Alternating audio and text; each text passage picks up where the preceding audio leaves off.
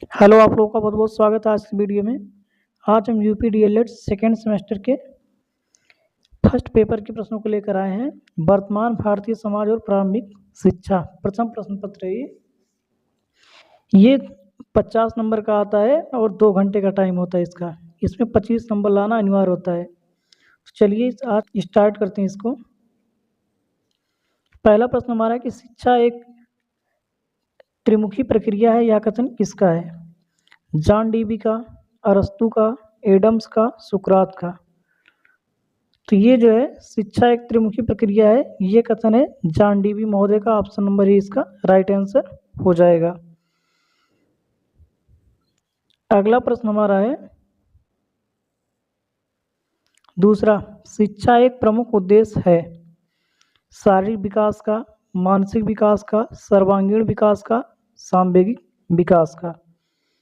तो शिक्षा से जो है ये हमारा सर्वांगीण विकास होता है। ऑप्शन नंबर सी इसका राइट आंसर हो जाएगा। अगला प्रश्न हमारा है 3 नंबर का कि प्रश्नोत्तर विधि के जनक हैं सुकरात, प्लेटो, अरस्तु, फ्रोबेल। तो प्रश्नोत्तर विधि के जनक हैं ये हैं सुकरात। ऑप्शन नंबर ए इसका राइट आंसर हो जाएगा। ये आप वीडियो आप लोग फुल देख लीजिएगा, इसमें जो है इम्पोर्टेंट सारे प्रश्न हैं, ये यूपी टेट और सी टेट में भी पूछे जाते हैं। अगला प्रश्न है कि शिक्षण को रोचक एवं प्रभावशाली बना देती है चित्रकला, ऑप्शन बी विज्ञान, सी है शिक्षण में प्रयुक्त युक्तियां, या लेखन कला। तो इस शिक्षण को जो रोचक बनाने वाली ये होती है, इसमें ये शिक्षण में प्रयुक्त युक्तियां जो होती हैं वो शिक्षण को रोचक बनाती हैं। ऑप्शन नंबर सी इसका राइट आंसर हो जाएगा। अगला प्रश्न है हमारा 5 नंबर का कि बुनियादी शिक्षा किस दार्शनिक से संबंधित है? प्लेटो से, महात्मा बुद्ध से, रविन्द्रनाथ टैगोर से, या महात्मा गांधी से। तो बुनियादी शिक्षा जो है ये महात्मा गांधी से संबंधित है। ऑप्शन नंबर डी इसका राइट आंसर हो जाएगा। अगला प्रश्न हमारा है कि विश्व जल दिवस कब मनाया जाता है? 17 फरवरी, 11 फरवरी, 22 मार्च, या 8 जून। तो विश्व जल दिवस जो है ये हमारा मनाया जाता है 22 मार्च को। ऑप्शन नंबर सी इसका राइट आंसर हो जाएगा। आप सभी लोग अपनी तैयारी अच्छे से करते रहिए और वीडियोस के माध्यम से आप लोग जो है अच्छे से इसको याद कर लीजिए अपना।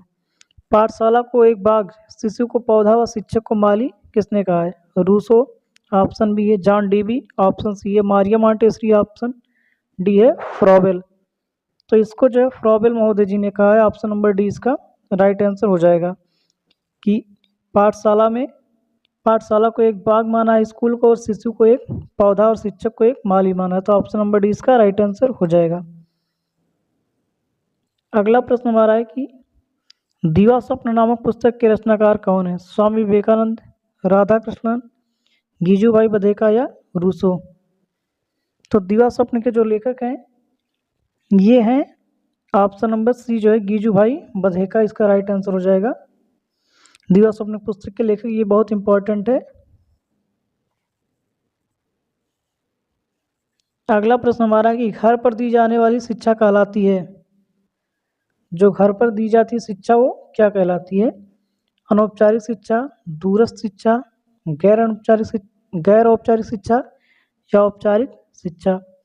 तो घर पे जो शिक्षा दी जाती है वो होती है अनौपचारिक शिक्षा। ऑप्शन नंबर ए जो है राइट आंसर हो जाएगा।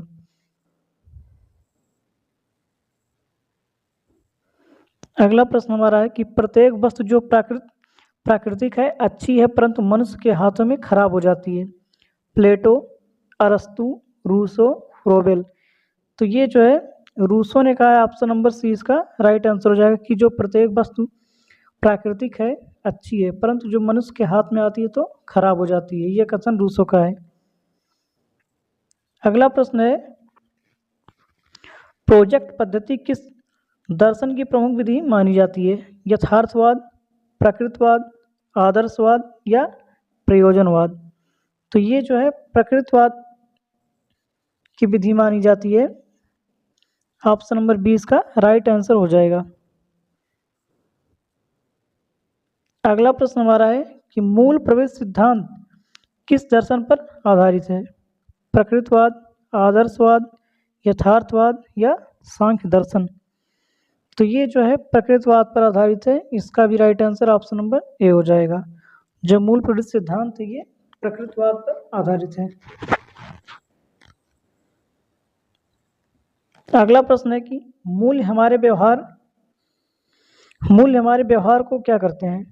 दर्शित करते हैं या प्रेरित करते हैं या नियंत्रित करते हैं या फिर उपयुक्त सभी? तो ये जो है उपयुक्त सभी हो जाएगा हमारा इसका right answer option number D जो है।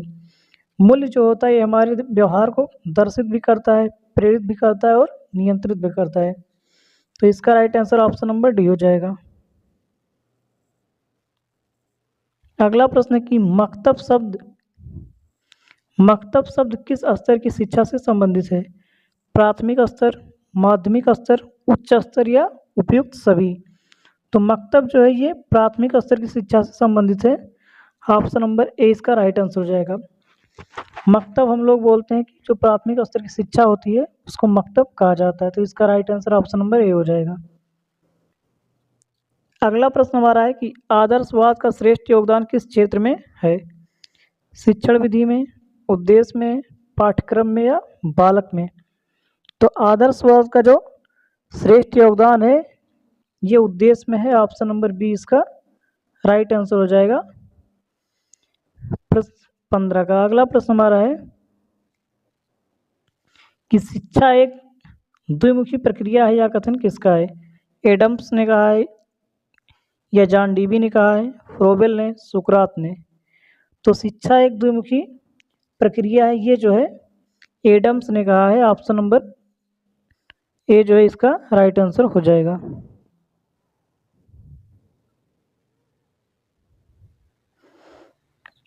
अगला प्रश्न है कि वैदिक कालीन शिक्षा में गुरुकुल में प्रवेश का संस्कार था उपनयन, उपसंपदा, प्रवज्या, समापवर्न? तो इसका राइट आंसर हो जाएगा हमारा ऑप्शन नंबर ए जो है उपनयन जो है ये गुरुकुल में इसका वैदिक शिक्षा में गुरुकुल में प्रवेश का संस्कार था, उपनयन इसको बोलते हैं। अगला हमारा प्रश्न है कि निम्नलिखित में से कौन सा बौद्धकालीन शिक्षा का उद्देश्य नहीं था? निर्वाण प्राप्ति, अष्टांग योग का पालन, दुखों का विनाश, कर्मकांड की प्रधानता? तो ये जो है बौद्धकालीन शिक्षा का जो इसमें उद्देश्य नहीं था ये था कर्मकांड की प्रधानता। ऑप्शन नंबर डी इसका राइट आंसर हो जाएगा। कर्मकांड की प्रधानता का इसमें उद्देश्य नहीं था, बाकी सब थे निर्वाण प्राप्ति, अष्टांग योग पालन, दुखों का विनाश। अगला प्रश्न है कि विद्यालय में दी जाने वाली शिक्षा कहलाती है औपचारिक, अनौपचारिक, निरौपचारिक या अप्रत्यक्ष? तो विद्यालय में जो शिक्षा दी जाती है उसको हम लोग औपचारिक शिक्षा कहते हैं। ऑप्शन नंबर ए इसका राइट आंसर हो जाएगा। अगला प्रश्न हमारा है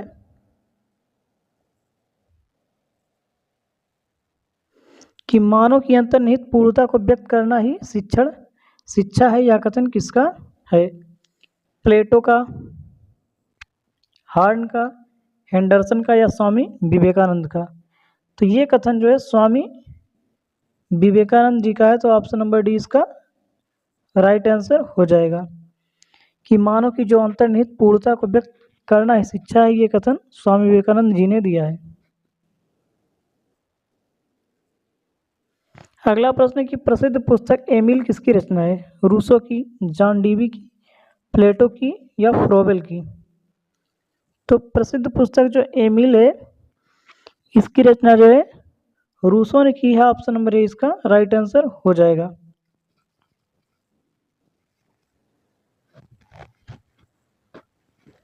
अगला प्रश्न है समाज की सबसे छोटी इकाई है परिवार, व्यक्ति, विद्यालय, सामाजिक संस्थाएं? तो समाज की सबसे छोटी जो इकाई होती है वो होती है परिवार। इसका right answer option number A हो जाएगा।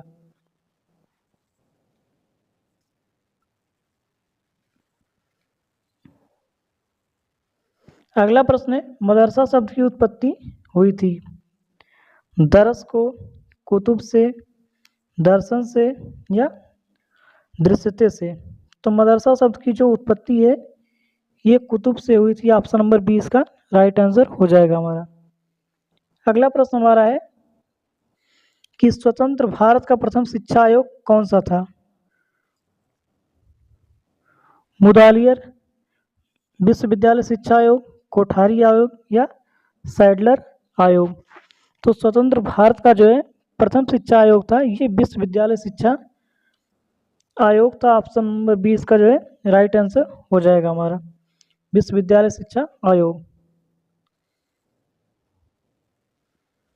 अगला प्रश्न है कि बाल देवो भवा कथन किसका है? स्वामी विवेकानंद का, रविंद्रनाथ टैगोर जी का, गीजू भाई बधेका का या महात्मा गांधी का?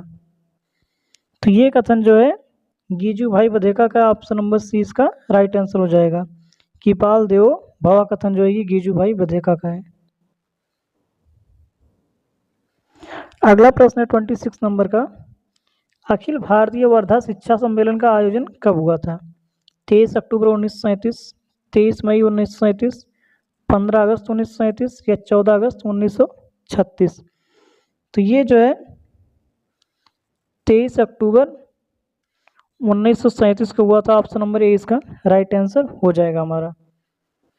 जो अखिल भारतीय वर्धा शिक्षा सम्मेलन था 23 अक्टूबर 1937 को हुआ था। अगला है, राष्ट्रीय शिक्षा नीति 1986 के समय भारत के प्रधानमंत्री कौन थे? इंदिरा गांधी, राजीव गांधी, विश्वनाथ प्रताप सिंह, चंद्रशेखर? तो इसमें जो है राजीव गांधी जी थे। ऑप्शन नंबर 20 का राइट आंसर हमारा हो जाएगा। जब राष्ट्रीय शिक्षा नीति 1986 लागू हुई थी तो उस समय जो है प्रधानमंत्री राजीव गांधी जी थे। अगला प्रश्न है कि लोकतंत्र जनता के लिए, जनता के द्वारा, जनता की शासन व्यवस्था है, यह कथन किसका है? सीले ने कहा है, वाइट बोर्ड का है, अब्राहम लिंकन का है या महात्मा गांधी का है?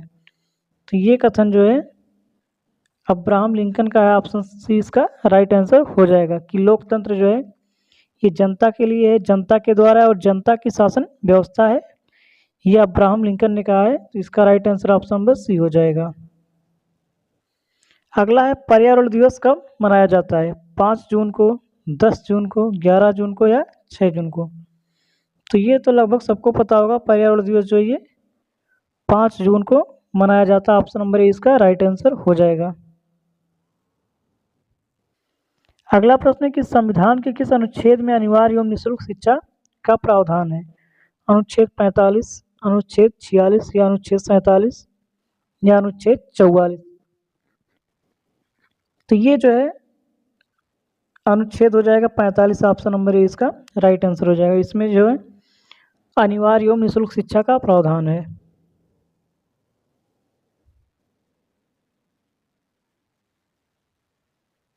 अगला प्रश्न हमारा है 31 नंबर का कि हमें उस शिक्षा की आवश्यकता है जिसके द्वारा हम चरित्र का निर्माण होता है, मस्तिष्क की शक्ति बढ़ती है, बुद्धि का विकास होता है और मनुष्य अपने पैरों पर खड़ा हो सकता है। शिक्षा संबंधी उक्त विचार किसके हैं?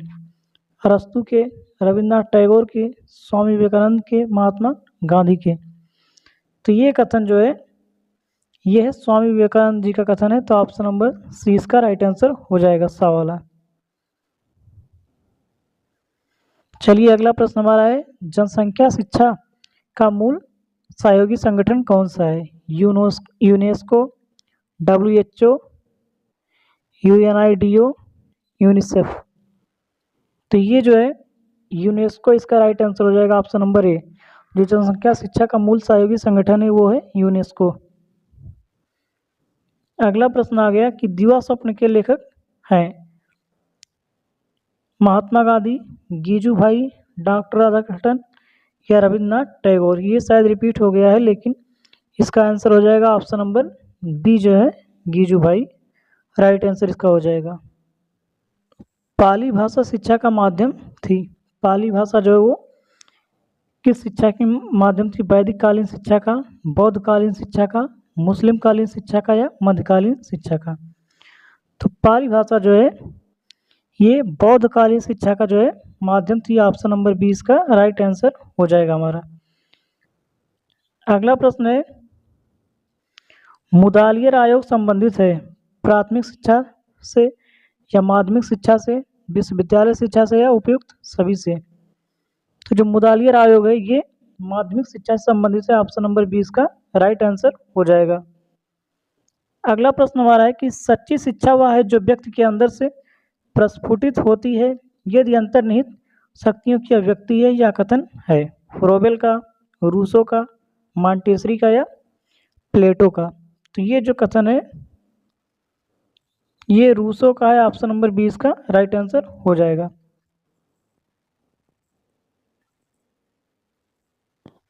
अगला प्रश्न है कि आधुनिक शिक्षा का जन्मदाता माना जाता है मैकाले को, विलियम हंटर को, चार्ल्स ग्रांट को या चार्ल्स वुड को। तो आधुनिक शिक्षा का जन्मदाता जो है ये माना जाता है चार्ल्स ग्रांट को। ऑप्शन नंबर 30 का राइट आंसर हो जाएगा। अगला प्रश्न है कि किंडरगार्टन से अभिप्राय है बच्चों का घर, बच्चों का खेल स्थान, बाल उद्यान या बच्चों का कमरा।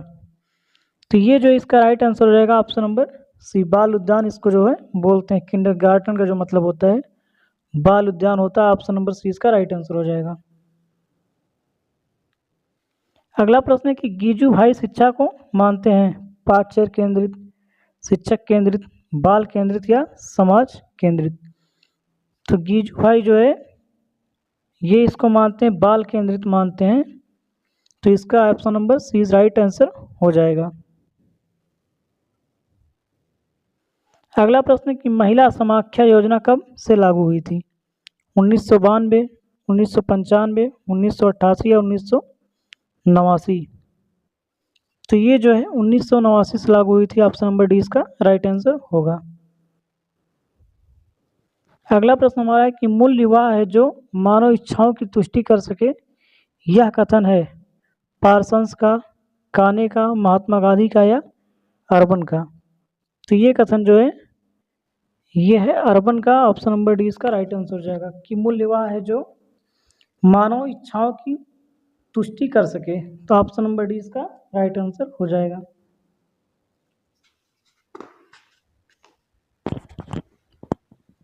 अगला प्रश्न हमारा है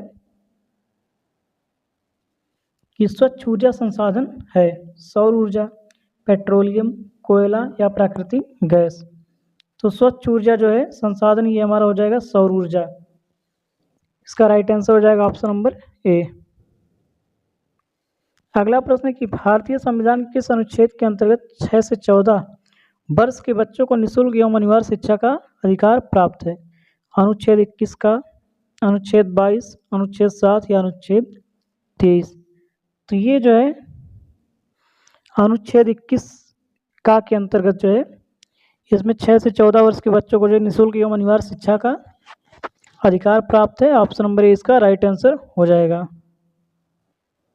अगला प्रश्न हमारा है कि आदर्शवाद के अनुसार शिक्षा का उद्देश्य है आत्मानुभूति, आत्म अभिव्यक्ति, बालक का सामाजिक विकास, बालक का प्राकृतिक विकास।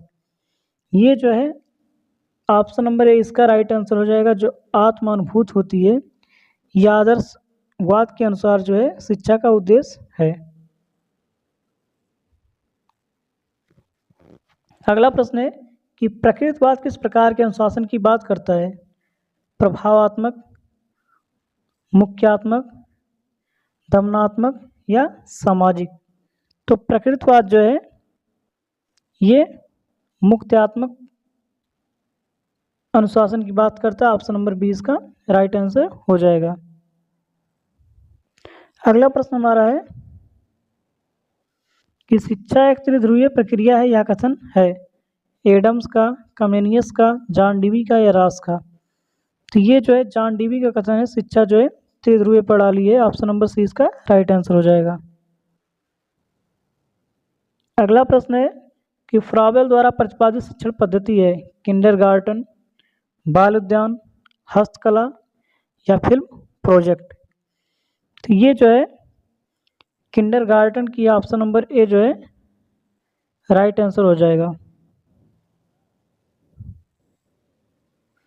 अगला प्रश्न है कि जनसंचार का यांत्रिक साधन है टेलीविजन, टेप रिकॉर्डर, कंप्यूटर या उपयुक्त सभी। तो जनसंचार का जो साधन है इसमें सभी हो जाएगा, ऑप्शन नंबर डी इसका राइट आंसर हो जाएगा। टेलीविजन, टेप रिकॉर्डर हुआ या कंप्यूटर, ये सब जो है जनसंचार के साधन हैं। अगला प्रश्न है कि रूढ़िवादिता तथा निरक्षरता गंभीर समस्या है प्रौढ़ों की, बालिकाओं की, बालकों की या दिव्यांगों सभी की। तो ये जो है बालिकाओं की हो जाएगा, ऑप्शन नंबर बी इसका राइट आंसर हो जाएगा कि जो रूढ़िवादिता तथा निरक्षरता ये गंभीर समस्या है बालिकाओं की। अगला प्रश्न है कि परोपकार, सत्यनिष्ठा, क्षमाशीलता उदाहरण किसका है? सामाजिक मूल्य का, व्यक्तिक मूल्य का, मानव मूल्य का, इनमें से कोई नहीं। तो ये जो है मानव मूल्य का उदाहरण है, ऑप्शन नंबर सी इसका राइट आंसर हो जाएगा। अगला प्रश्न हमारा है कि वैदिक साहित्य में प्रयुक्त शिक्षा शब्द का आशय क्या है? विद्या, ज्ञान, बोध तथा विनय, उपयुक्त सभी। तो इसमें जो है उपयुक्त सभी जो है राइट आंसर हो जाएगा, ऑप्शन नंबर डी। अगला प्रश्न है कि बौद्धकालीन शिक्षा का प्रमुख उद्देश्य था ज्ञान अर्जित करना, मूल्य विकसित करना, निर्माण की प्राप्ति, बालिकाओं का शैक्षिक विकास करना। इस प्रश्न का आप लोग जो है हमें कमेंट में उत्तर करके बताइएगा इसका राइट आंसर क्या होगा। फिर हम अगले वीडियो में बताएंगे आप लोगों को इसका राइट आंसर क्या होगा। बस आज की वीडियो